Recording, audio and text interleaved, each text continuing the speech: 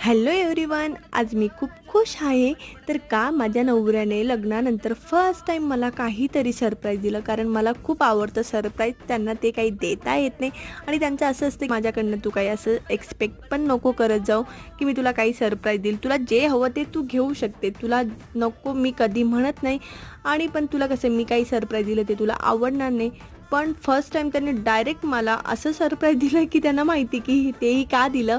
तर खूप लाँग टूरसाठी त्यांनी प्लॅन केलेला आहे आणि मी नेहमी त्या प्लॅनचा बट्ट्याबोळ करत असते, म्हणून प्लॅन फायनल करूनच मला सांगितलं.